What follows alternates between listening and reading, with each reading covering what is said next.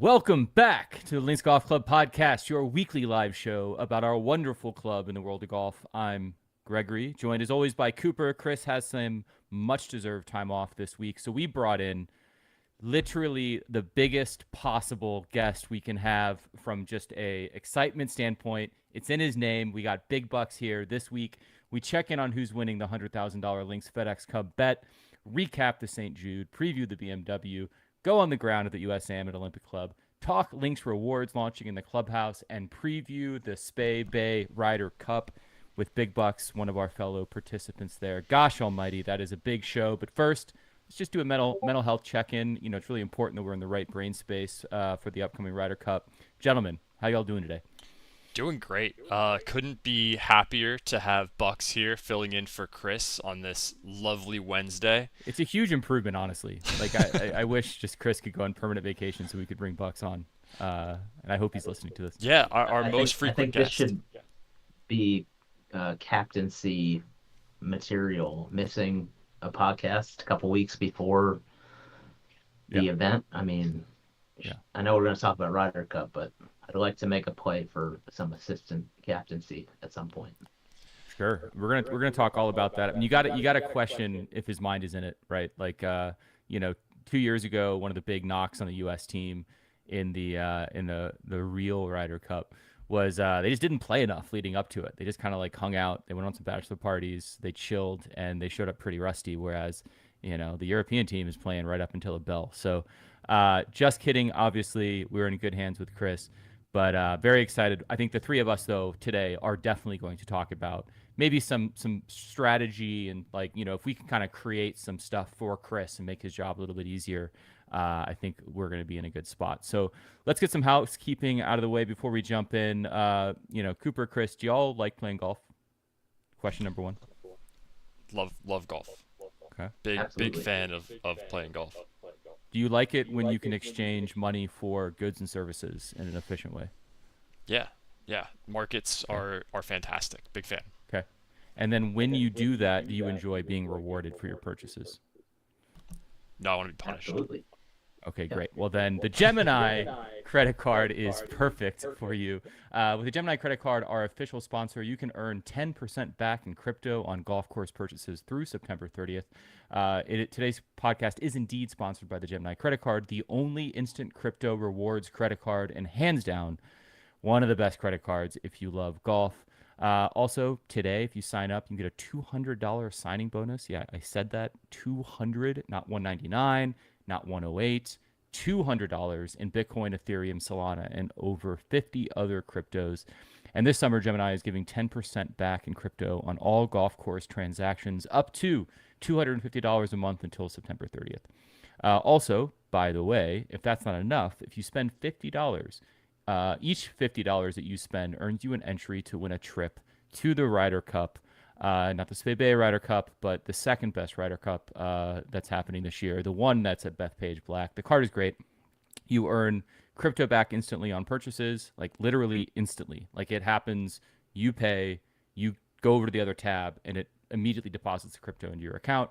Outside of golf, you also get 4% back on transportation, 3% back on dining, 2% on groceries, and 1% on everything else. It's a great way for you to build your exposure to Bitcoin or other crypto without ever having to buy it. You just swipe the card like you normally would, and you earn Bitcoin back instead of points or miles.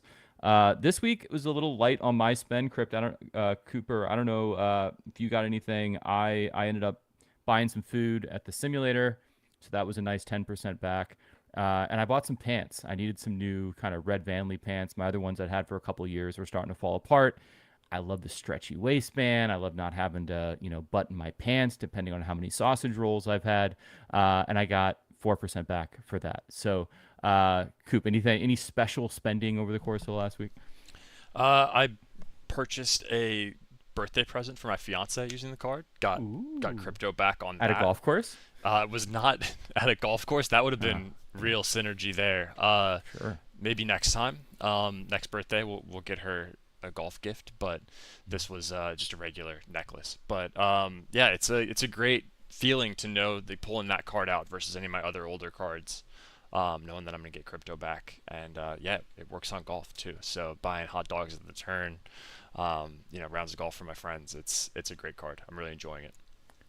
Got to love it. Coop, any other announcements you have for the folks? Yeah, of course. We've got 2 member-hosted events coming up. One very soon. Speaking of Ryder Cup style showdowns, we've got the Battle for the Hudson. So this is going to be New York versus New Jersey. Pick a side. Playing at Paramount CC, which is Tillinghast. Really excited about that one. So that sign up is available at linksdad.io/events. And then we're coming back to Tennessee, Greg. I know you're excited about it. Sweetens Cove, the fall day. Come on down. Yeah, it's, one of the best experiences in golf, in my opinion, getting down there, hanging out in the hollers in South Tennessee, and hitting some golf balls around. I know that's a favorite of yours, and you're our official host for that. I'm very excited to welcome people to the great state of Tennessee. If you've ever thought about going, it's sometimes hard to plan because the passes sell out so quickly. So we got you covered. We got, I think there's something like 5 to 7 passes left. We're going to hopefully take about 16 people out there this time.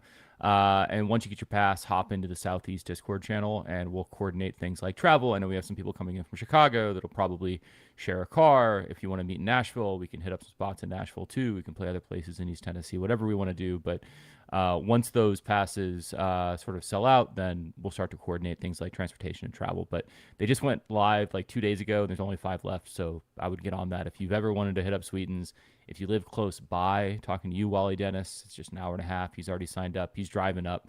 Big bucks. I'd hope to see you there. Just anyone who wants to come in, you are more than welcome to show up. Yeah, it's a special place. I mean, Sweetens is pretty incredible. The vibe in general around that area. I mean, it's like a golf paradise. And so, and in the future, if we ever need a hookup, the club that I'm a member of, owned by Reef Capital, they're the ones that purchased it last year. So I'm sure we can swing something. Not bad. I want to desperately get out there with you and play some vintage clubs. We talked about that in a previous podcast. I think that's the most fun to play Persimmons. So yeah, let's make that happen. Yeah, let's do it. Yeah. So we've got Sweetens coming up. Chastity, we usually walk, but there's carts for the event days. I don't know, Greg, if in the spring, did you guys walk or cart when you went around? Honestly, I love walking, and I think walking is the best way to experience a golf course, blah, blah, blah. But at Sweetens, you want to take a cart because you're there all day, and you're going to zip around a lot. Part of what makes Sweetens special is you're going to play like 60-something holes, like depending, and you're going to play those holes in a bunch of different orders. If there's somebody in front of you, you can go back and play the same hole over and over again. One club challenges, overland stuff, par 3 routing, Illuminati routing. There's just so many different ways to play the golf course that I think a cart is going to allow you to maximize the amount of time you spend there. So we could walk around if you wanted to, but there'll definitely be carts, and I would highly recommend a cart. It's not that much of a difference in price. I have to look it up, but I think it's only like a $20 difference in the all-day pass. So sweet.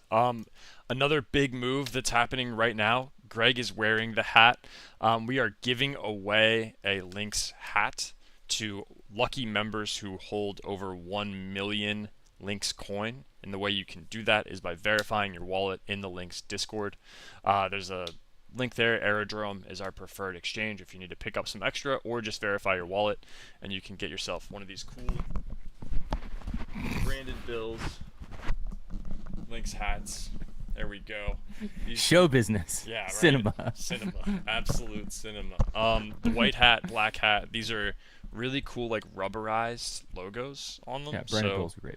Yeah, it's like vented. A lot of compliments on the course with these hats, and you look good, play good. There's currently a thread of people talking about getting into single-digit handicaps once they started accumulating, 7 figures of Links coin.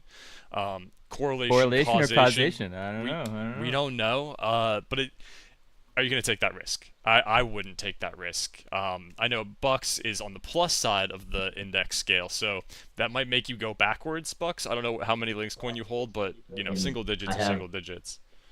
I'm in the 7 to 8 figure range in Links coin, so plus the more Links you have, the lower you go. It's just science.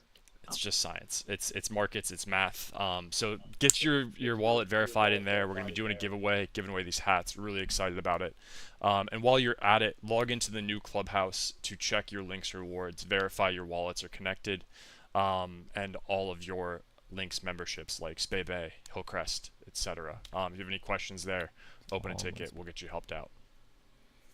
Absolutely. Thanks, Coop, for that. All right, let's dive into the main segment here. We're going to talk a little bit about golf. Then we're going to talk a little bit about the Clubhouse rewards, which you just mentioned. And then we're going to talk about the Ryder Cup, which will take up the bulk of our time here. So first off, St. Jude, both you watch, impressions, storylines. What'd you like about the tournament? What didn't you like?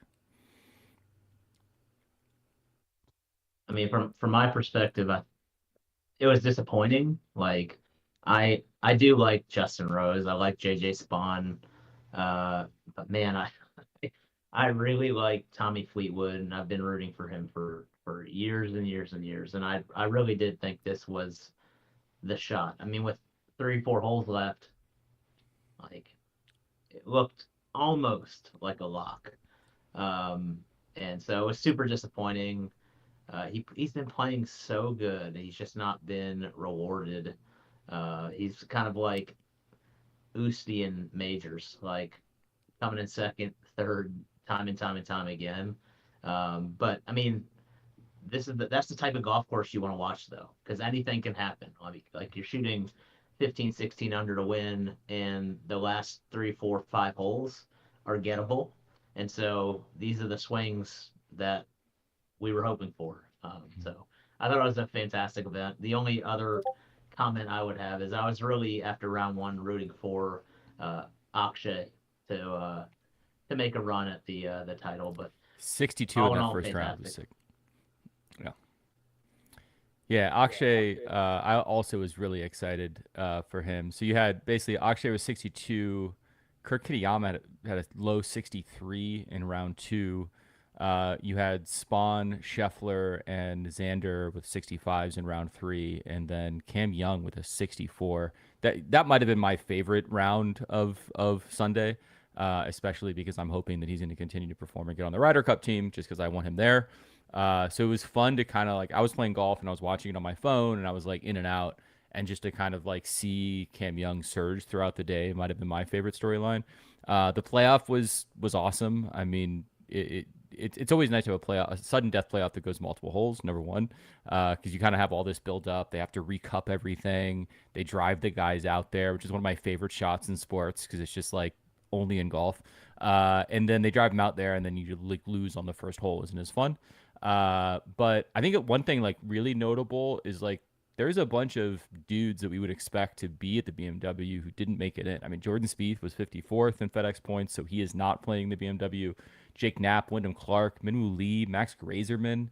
These are kind of guys that were on the bubble, but Davis Riley, Mackenzie Hughes. There's a good amount of names that just had a chance. Like they were within, I think Spieth started at like 53rd, just wasn't able to put anything together to make a run. I think you kind of have like the backdoor Scuzzy entry for Ricky Fowler. He was also on the bubble, but finished 48th in points, so he's playing in the BMW. Anything else, Coop? As you were paying attention to the tournament, anything else stand out to you? Just excitement. I was actually at the beach listening to it on the radio, which was kind of fun. Nice. Yeah, old school like Sirius XM. They do a great job with that audio broadcast, and just really interesting down the stretch. Like you said, some scoreable holes, and it's like we had Fleetwood coming up to that par 5, and it's like, oh, he's gonna walk away with us with a birdie and win it, and ends up chipping past the hole and having that whole situation shake out. Yeah. And then the playoff, right, going back and forth. Definitely cinematic kind of finish here, and really gets me excited for the playoffs going into this week. Yeah. I mean, you need good golf courses to have good golf tournaments, I think, but also there can still be, even at a golf course that I think most people would agree isn't their favorite to see on television or on the tour. Bucks, to your point, Cooper, to your point, like that ending stretch does make for at least some drama, and I think 99% of golf fans just want to see something close and something interesting, and we definitely got that, even though, maybe the highest names weren't there at the end, but People should be familiar with Rose. People should be familiar with Spawn after the U.S. Open, and there was definitely some drama there. One other storyline, we did get 2 other people lock up automatic qualifiers for the Ryder Cup. So JJ Spawn and Xander after Sunday are now both locked in. They are mathematically in the top 3. Russell Henley, Bryson, and Harris English still haven't yet, although I think most people would say that it's very likely they'll be in. And then we still have, not a lot of movement. I mean, you saw Andrew Novak move up to 12. He was at 13. Brian Harman moved back down to 13. So we didn't see as much shuffling. So we're really looking for like how Harris English is going to perform this week, how Justin Thomas, how Colin Morikawa, Ben Griffin, all of those guys are, I guess Ben Griffin maybe not, but Morikawa and Thomas are definitely within their range of an automatic qualifier, depending on how they do in the next 2 weeks. So definitely a storyline to watch out for. Let's do a quick update on the foursome. Bucks, I don't know if you listened last week, but we did a draft to like kind of each create our own teams to follow during the FedEx Cup.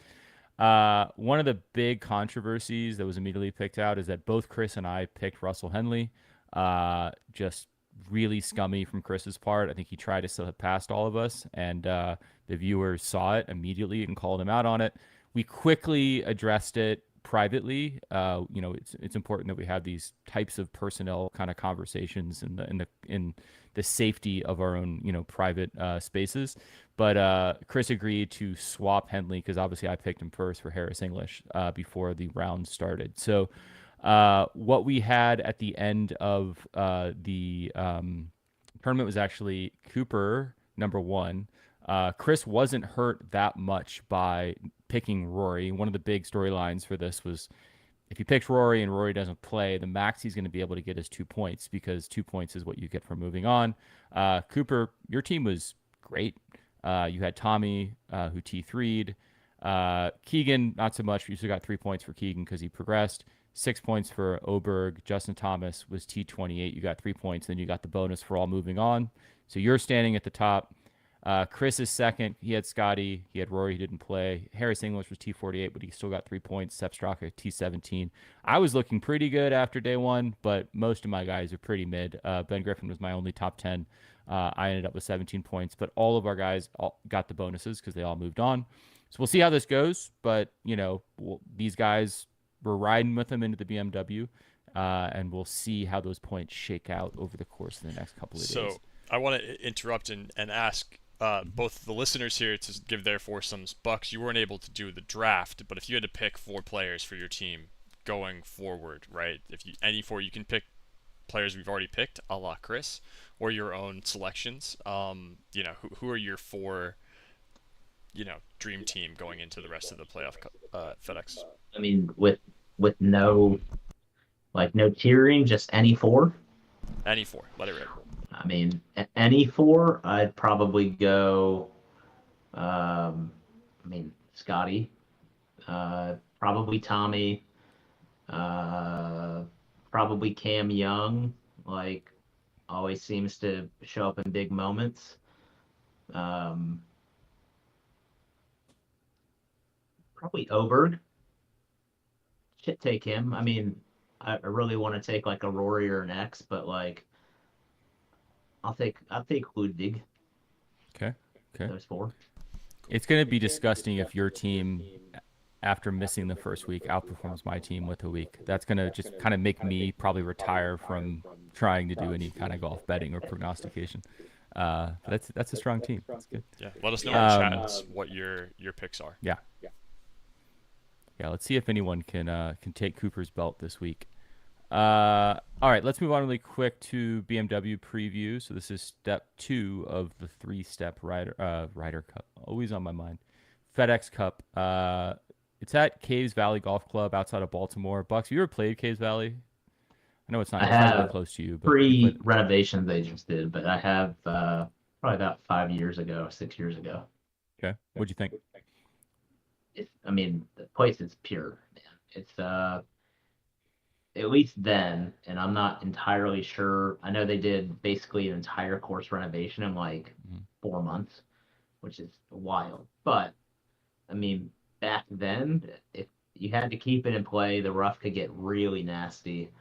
But if you kept it in play, it was gettable. But it's just super pure. I mean, really, really pure conditions out there. Um, but yeah, I mean, some of the greens can be nasty if they get the greens rolling pretty quick, especially with the new greens, which typically after renovation are a little firmer. Like you can see some pretty big numbers. But again, like I think there will be a clear separation. Like if you're not hitting the ball well, there's some big numbers out there. But if you're hitting it well, like you can go super low as well. I would expect like another 14, 15, 16 under to win. Sweet. Yeah, it's I don't have much of a relationship with it, so it's good to hear that you've been there. I mean, some half-assed internet research. Way back in 1997, it was named the 47th best modern course by Golf Week. That's pretty sweet. To your point, it's been renovated probably multiple times since then. Last hosted the BMW in 21. I do remember this tournament. Cantley beat DeChambeau on sixth playoff hole. That was a awesome watch. Hopefully, we get something that even resembles that drama. It also hosted the U.S. Senior Open in 2002, the 95 Mid-Am, and it has hosted the NCAA Division One men and women's tournaments. Data Golf has Scotty at 23%. No surprise there. Rory at 6.5%, and Tommy at 4.4%. So like, get back on the horse after that disappointment. Just keep being there, and hopefully he eventually punches through.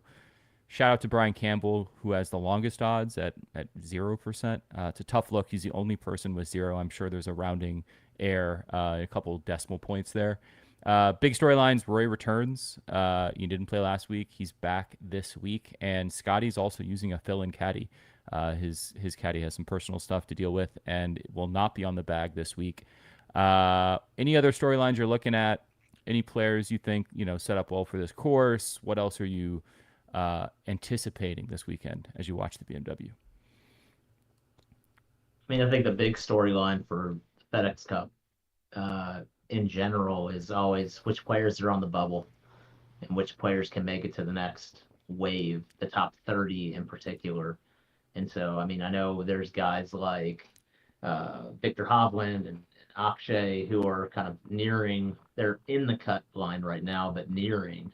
And then you got a bunch of guys just outside the top 30 that are chasing, like Daniel Berger and some others. And so I think that 25 to 35 to 40 range is always really interesting to watch because, I mean, for some of these guys especially guys like we haven't heard of, I mean, we've heard of them, but they're not a known name, like Sam Stevens. He's literally the first person out of the top 30.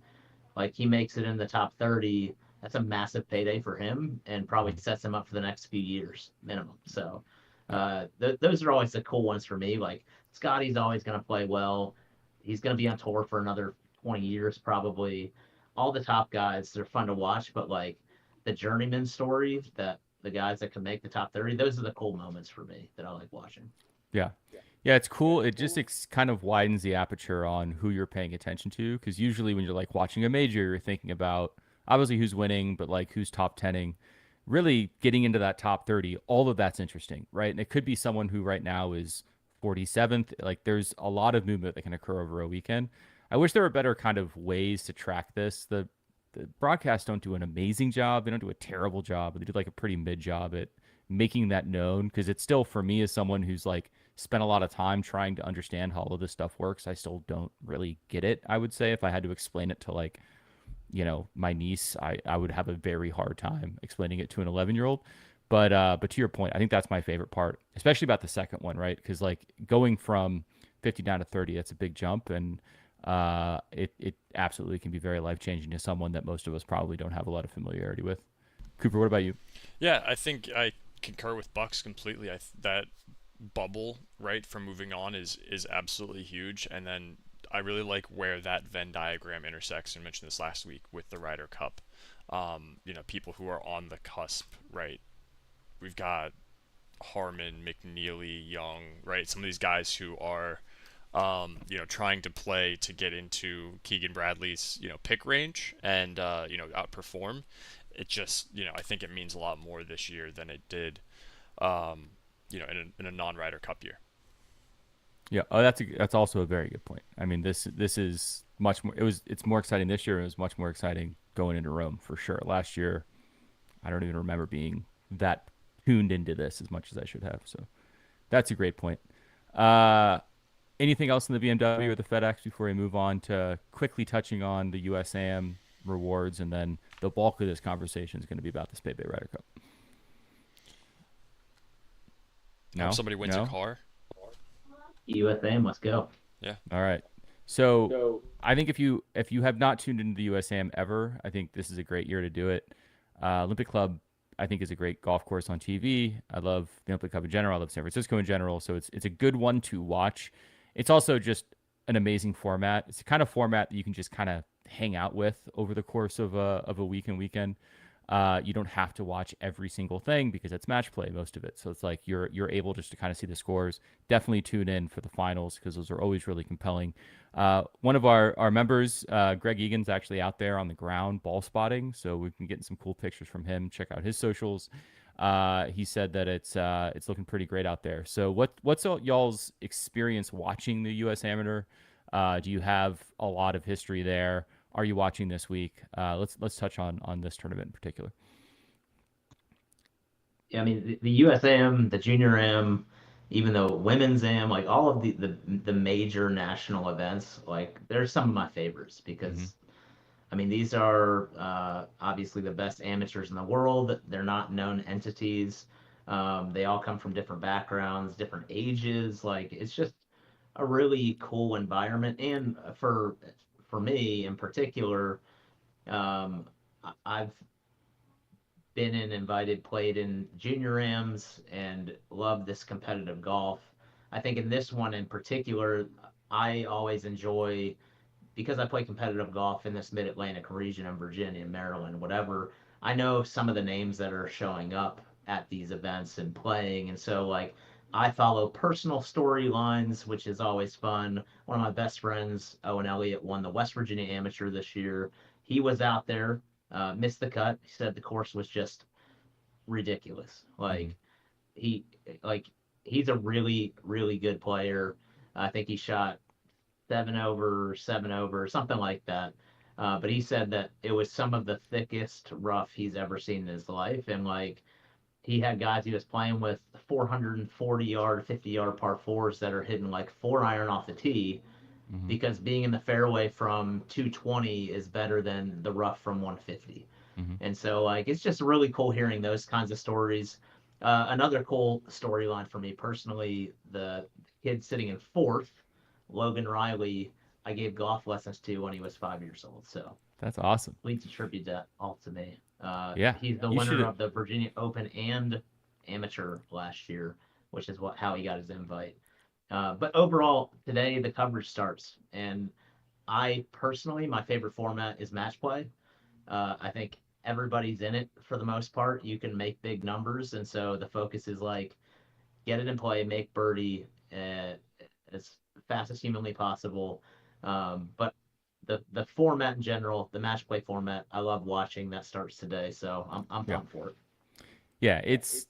I would rather watch the USAM over the PGA Championship for sure. I think it's my fourth favorite sort of quote unquote major, right? It used to be, but let's still call it a major. And it is especially once the coverage starts, I'm locked in the entire time. But the the championship match is awesome. It's 36 holes, and it is like a true endurance test the entire time. And since getting sort of more watching golf more passionately over the last like 4 years or so, it's definitely become one of the things that I circle on my calendar. And whoever wins, the other thing is, you get a chance to piss in Rays Creek next year at the Masters, which is like a huge deal, which is great. But yeah, do tune in. I mean, we've talked about the last couple of weeks is like watching the PGA Tour is great, watching the majors is great, but there's so much good golf to watch. And we have the Walker Cup coming up. The Solheim Cup is awesome. The U.S. Women's Am is awesome. The NCAA stuff is awesome. Like, there's just so much good golf to watch. And even though you might not know who's playing, you get to tune in and see some usually like really great golf courses. Especially for the USAM and for the Walker and Solheim Cup. And then, you know, you got to watch Bandon last week, which was really cool for the U.S. Women's Am. But you also get to see, you know, some guys that you probably are going to see later on either tour. Yeah, so for sure. great. And I think like there's this time, day and age, like we've grown up watching golf, and so like we're just starting to see some of these players, their kids playing in the USAM, and we're more visible to it because of YouTube golf and social media and that kind of stuff. But like, got John Daly's son who making a run, Luke Poulter's son, in the round of 64. You even have like Max Greiserman, his little brother, I think finished fifth in the stroke play portion, moved on to the round of 64. You got Miles Russell, who's a high schooler who's made multiple cuts on tour already. He's in the round of 64. You got so many really cool and interesting storylines, like, and that's part of why I love watching the coverage, is because they start diving into all of this. And it's like, in 10 years, when we're watching Miles Russell probably be a Scotty Scheffler type person, like we're gonna look back and go, yeah, I watched him in the USAM and I watched him as an amateur make cuts on tour. Like, it's just really interesting, cool little anecdotes that we pick up during coverage.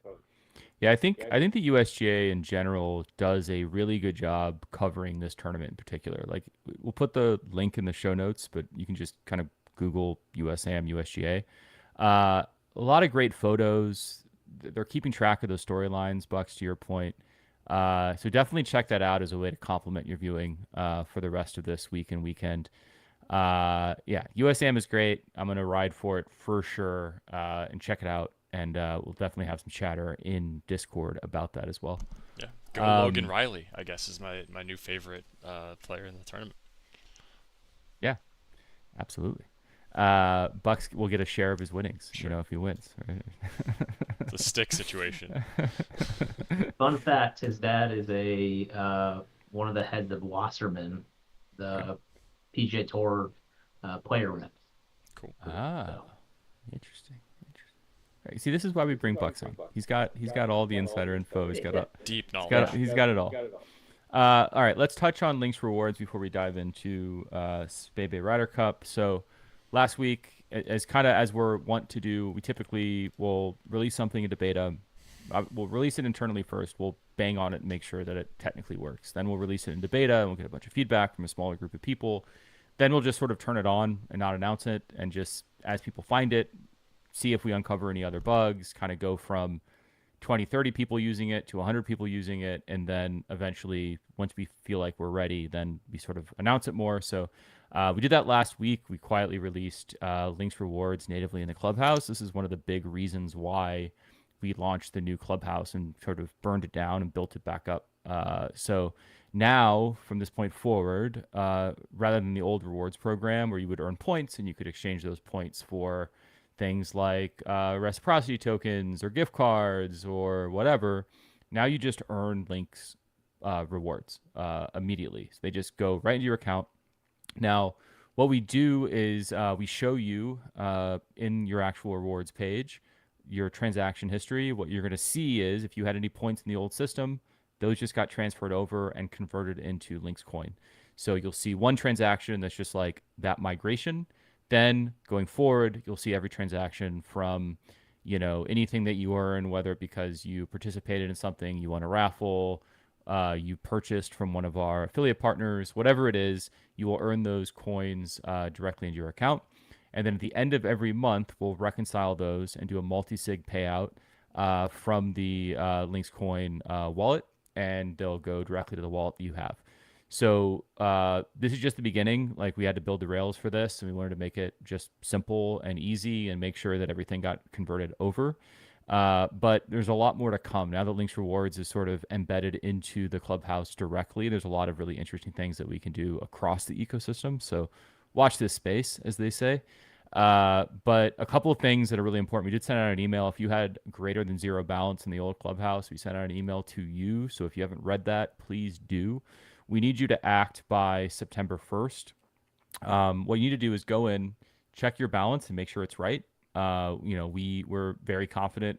I think we did the math perfectly, but if there's some issue that you notice, please reach out. There's a little intercom bubble at the bottom right of the page. You can click that. It opens up and you can send us a message. We'll respond very quickly. And then also make sure that you check what's called your default payout wallet.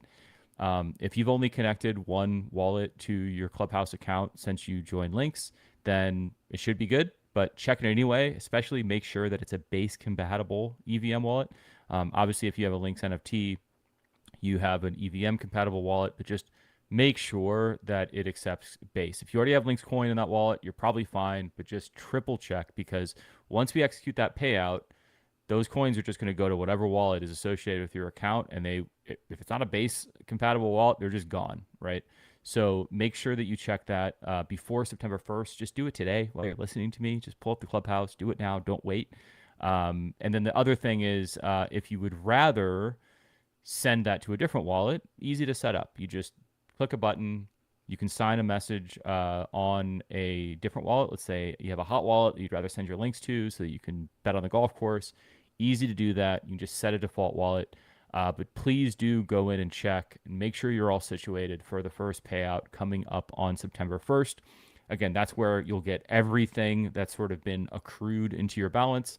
We'll pay that out at the end of the month, and then you'll accrue new Links coin by doing whatever you can do to earn those. We'll talk more about that in the future. Then we'll pay out in the next month. So it happens every month, but you'll be able to track all of that balance. And then you'll see, once we do the payout, it'll show your balance that, if you had, let's say, 100 coins, it'll show 100 coins transferred to wallet XYZ. So, it's really exciting to see this in, before we had a rewards program.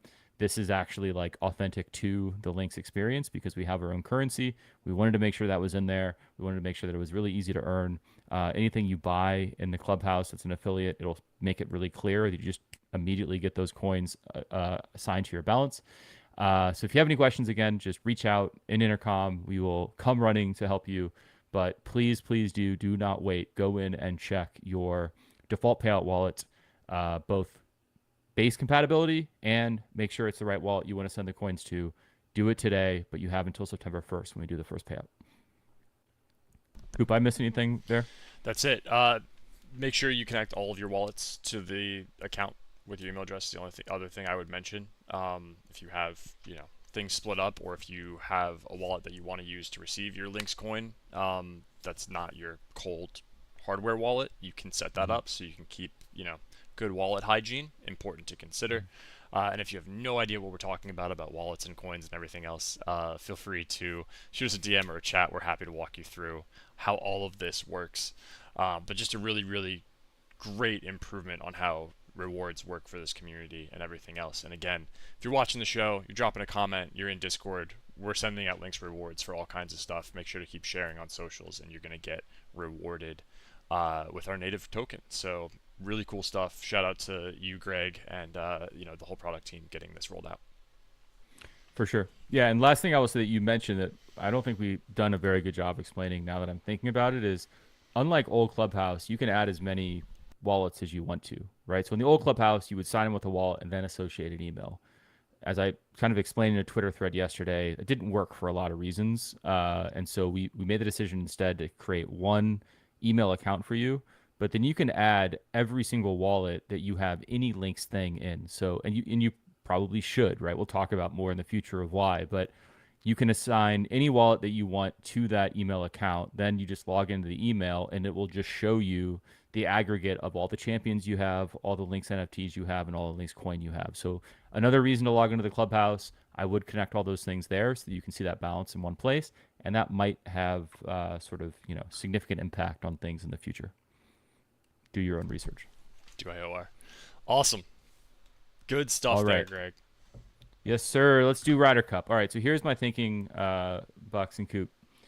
With Chris not here, I want to talk about, there's a couple things, obviously, news that have happened in the last week that we can touch on. But like my goal for this segment before we wrap up today is, what are the things that we sort of want to go to Chris with to help inform the strategy that he will outline as the captain as we go in. So I'm going to set some context, but I think we should leave today, our goal should leave today with some ideas that we can then have sort of a players meeting with Chris. And, it's his decision. He's the captain, all in on his captaincy.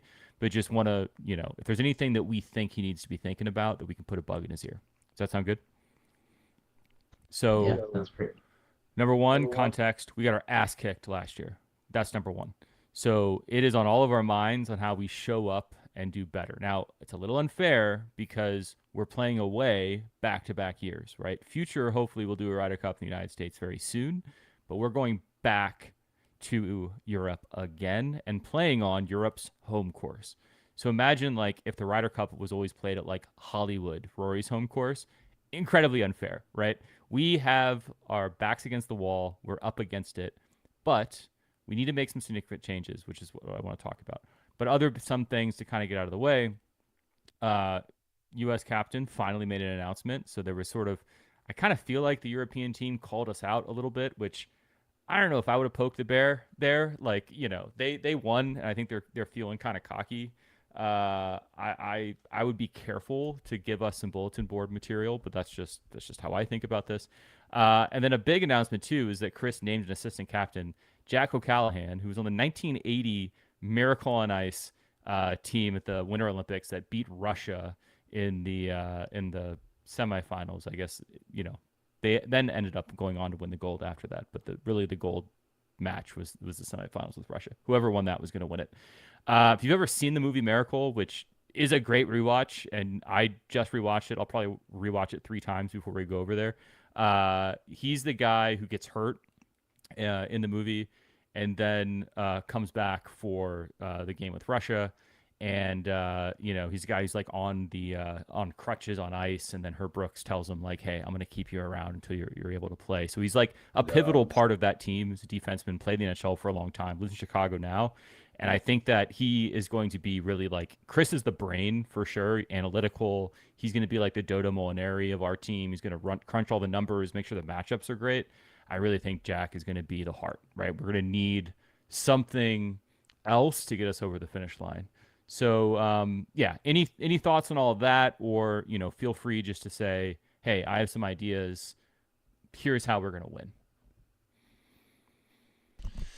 Yeah. I think it's going to come down to not only the planning, the analytical part, but just enthusiasm and showing up on our game day, right? And I think that having Jack present for that, Greg, you present for that on site, I'm not going to discount that as well. Having, an American hero as our assistant captain is going to be obviously a big gain for us. I wore my USA hockey jersey last year before this was even on the table. Big fan of U.S. Olympic hockey. I think that this is, runs deep in the traditions of Team USA for the Spey Bay Ryder Cup in its 1-year history. But I do think that, we have to come into it with the right energy, the right mindset, and that's what I think this is really going to change. How we do that, I think there's some tactical things we could focus on. Having a chant or some type of rallying cry that is more than simply USA, USA, because by like day 2, Europe has 17 different soccer hooligan chants that they're chiming in for everybody, and we've just got the same refrain. I think that improving upon that could make a big difference. But I don't know, Bucks, what do you think? Yeah, I think for me personally, and I think for the rest of the team, last year was a really incredible experience. A lot of us were there for the first times. And I think, frankly, the team had some really great camaraderie, but like overall, we were there just enjoying the moment, enjoying the friendships we were making with the European team as well, which is all well and good, but you get into the matches and it's like a friendly pillow fight with your neighbor instead of, hey, we got a tournament to go out here and perform in. And so it was, again, fantastic environment, but I think you're right, Coop. I think we have to be focused. Like when we step on the first tee, we're focused on doing what we need to do. And I think Jack's going to be great for that. Yeah. I mean, it definitely sounds like, we showed up for an exhibition and got instead a real competition, right? And I think that that's a great point because, for us, it's, people taking time off work, going on vacation, getting over there and playing some golf. And like, we got to lock the fuck in, right? Like, and outside the boundaries of the match, sure. Like, we're going to be hanging out with them. We all have relationships with our opponents. We've met all of them. We've played golf with them. We've drank with them. Like, we really like them, right? But that's the same way on the regular Ryder Cup, right? In the regular Ryder Cup, they all play with each other, they travel with each other, they're friends with each other.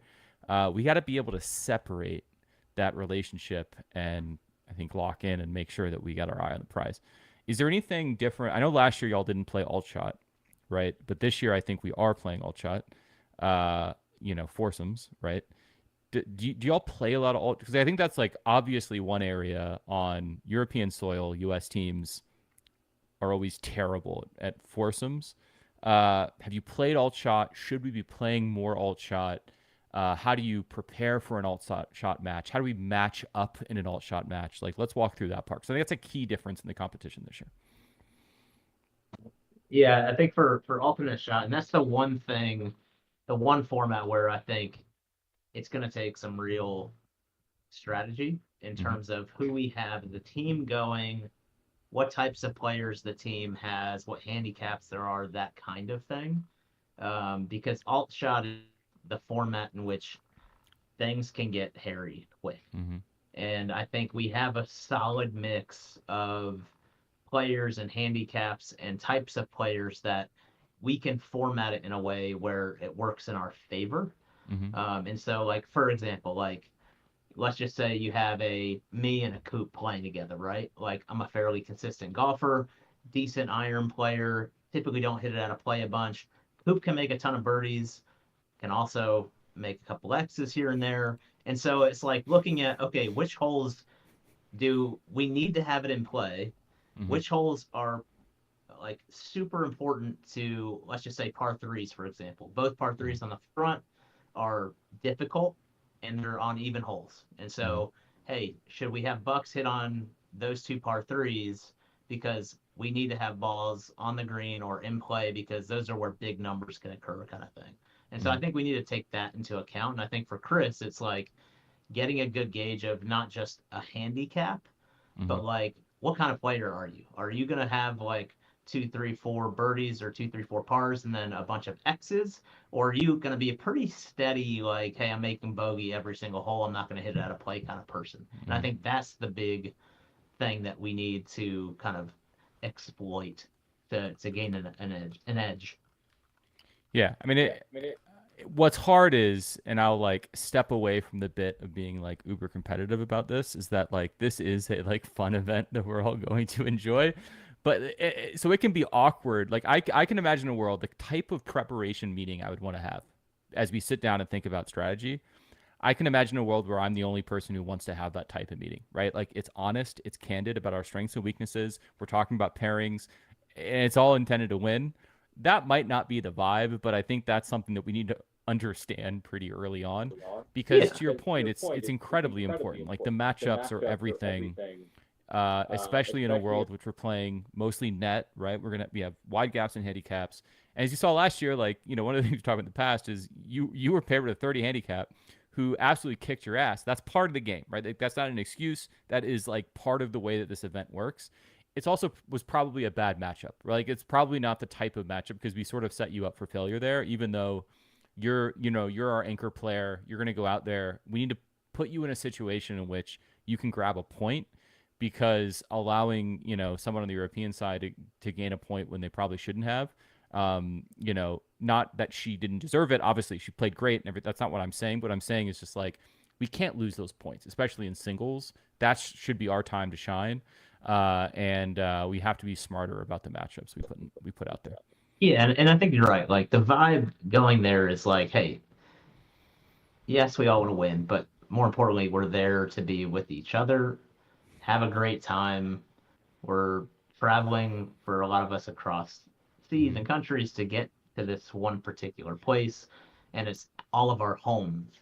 And so, like, yes, we need to have just a really great time. That's number one. And so I think there are ways that we can approach getting some deeper information to create better pairings for Chris without making it like a locker room Bobby Knight situation.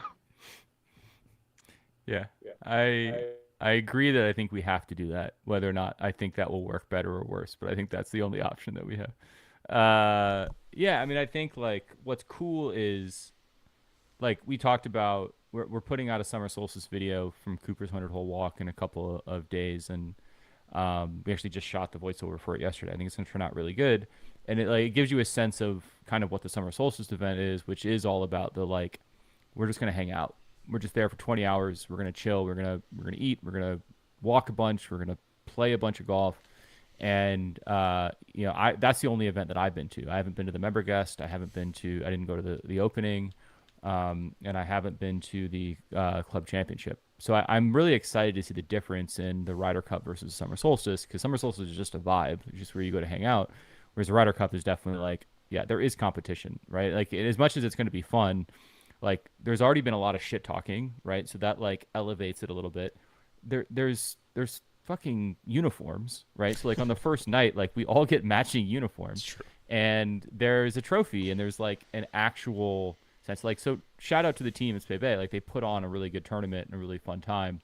But I think we will have to find out the balance of like we're over there to have fun, which should only unlock us playing better, but also making decisions that set us up for success, because we do want to win. And if I get tagged in another tweet from a European about how we're going to get our ass kicked, then, I'm going to be pretty upset. Yeah. I will reiterate your shout out to the Spey Bay team locally. Louis, new tournament director this year, I think has some fun tricks up his sleeve. There's going to be some off-course points up for grabs, which I'm really curious to see how that plays out. If it's traditional UK bar games like darts and stuff, good opportunities. Yeah, sorry, we had a little disconnect there. You're back. The team element is going to be huge. I think we have to be competitive. We don't have to be tearing each other's throats out, but I think we do have to come out, with a little bit of that energy, and ready to play and excited to win. To answer Hack's question in chat, we have surprisingly little turnover. There's a lot of return players this year for the Ryder Cup, which just tells you how cool of an event it is. But it's expanded. The teams have gotten much bigger as well. So Bucks is back. There's 55 people. 55 people have signed up for this. Not all of them are necessarily playing in the Ryder Cup style, but there's 55 people who are going to be there. So. Yeah. So we've really grown the size of the event. Which, as somebody who missed a putt on 18 to lose my match to Rasmus in front of a crowd, I don't know how excited I am about that. I know Bucks has played a lot of competitive golf. I have not, especially not in front of a group. So I know, Greg, you're playing some matches. I think that's something that I really need to get ready for is that, stadium pulse pressure when you're trying to, sink a 4-foot, left to right breaker in front of everybody to close out a match. It's going to be a great time. That's what we do this for. We love the game, right? If you're not feeling nervous, you're not feeling excited, then and you don't want to win, what are you even doing there, right? I mean, this is not your average Spey Bay, casual outing. We're here playing for God and country. Yeah. Yeah, I'm not there to have fun. I'm there to not lose. That's my driving force.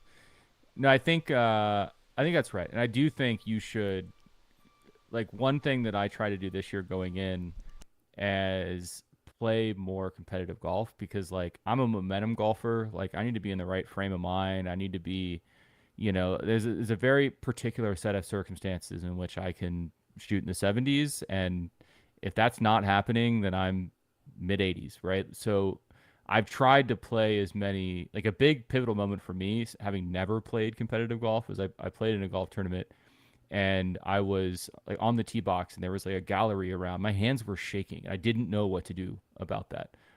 It wasn't something that I could just like step back, take a deep box 5 breathing technique, and go to my happy place. Like the physical symptoms of that stress I'd never felt before on a golf course.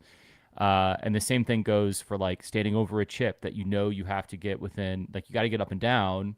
Like Tommy, shout out Tommy this week, but that you have to get down, up and down.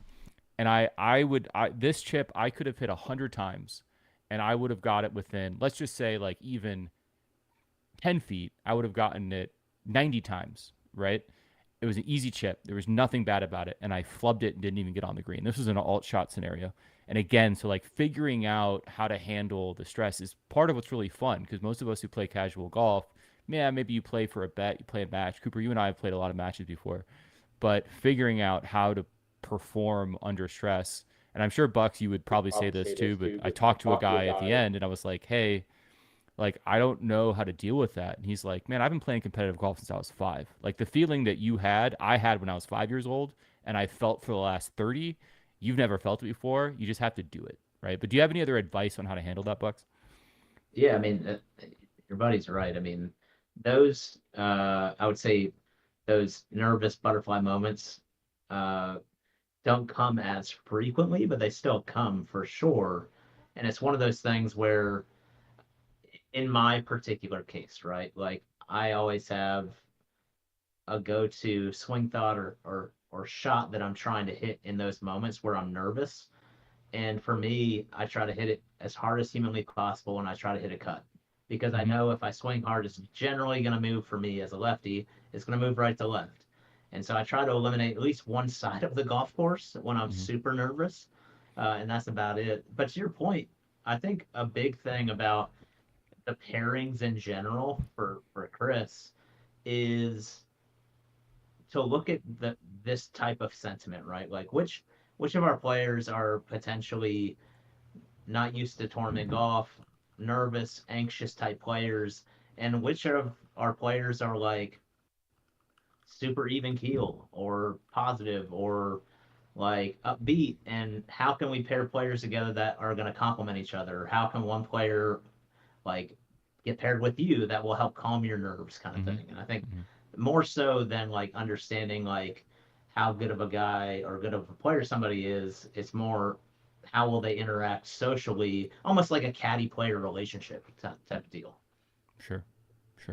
I do want to interrupt, since you mentioned that you are a lefty. Today is National Left-Handers Day, which is why we really invited you on the show, knowing that you are our Links Thank you. I top appreciate lefty for my people in the club. So, just want to give a Raise shout my out. left hand to you, Buck. Yeah, acknowledge that. Congrats on your celebratory day. Awesome. Appreciate it. Hope you celebrate it well. All right, so let me recap here, and we're gonna wrap up. So number one, we got to have heart. What we're doing about that is our assistant captain beat Russia in 1980, and I think he's going to be the heartbeat to the team. So that's good, but that needs to infuse in the same way that if you watch the movie, the team had to develop that heart over the course of a year. We got to do that basically in the course of a couple hours, right? So we're going to really need to dive in there.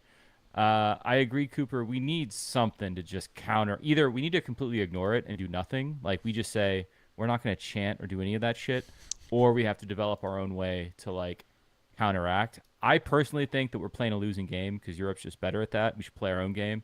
We should just be quiet, just go out there and dominate, but we can talk about that. We need to focus on what we need to do. We need to execute. That sounds very obvious, but like Bucks, as you said earlier, we're going over there for vacation. We're obviously going over there for fun. We're obviously there for an event. We're going to have a really, really good time, but we also have to be able to focus when it counts. We got to be honest about our strengths and weaknesses so that we can create good pairings, whether that be player ability or player attitude or culture or whatever. We got to put the right people in the right places to win. We're going to have fun. We're going to have a great time. And I think all of us need to, play some pressure golf between now and then. We still have about 2 weeks. We need to put ourselves in the situation to play through some pressure. And then, Bucks obviously figuring out ways to handle that in the course, like you mentioned. So I'll share those with Chris. We'll see what he says. He could rip up the paper and say he has his own plan, but I'm confident he's a good captain. He's going to be a good listener, and we're going to set ourselves up for success. So, Bucks, thank you so much for coming today. I know you're a busy guy, but it's always really fun having you on. And, you always add a lot of value to the conversation. So thanks for taking the time. And Coop, obviously, thanks for showing up every week. Love having you here as well. Everything I said about Bucks is equally true about you. So, don't want you to think because I'm talking up Bucks, I'm not talking you up too. You're a great podcast partner. A couple of reminders. Thanks, check out Hillcrest memberships. Check out Instagram. Check out YouTube for Hillcrest and Spey Bay updates. We're putting a lot of stuff out there. Make sure that you're following the YouTube channel because we are putting out, hopefully next week, we'll have wrapped up the 100-hole hike video. That's going to be a blast. We got sort of a Rocky 2 theme to that. Always going to be entertaining. And then everything we talk about the Ryder Cup, we're also going to be shooting some content that we'll be putting out there as well. But you also get notified when we go live on the podcast. You also get anything that we put out there. But hit us up with Discord for guest ideas, hot takes, feedback, good or bad. Follow the pod, leave a review, and we will see you next time. See you, everybody. Cheers.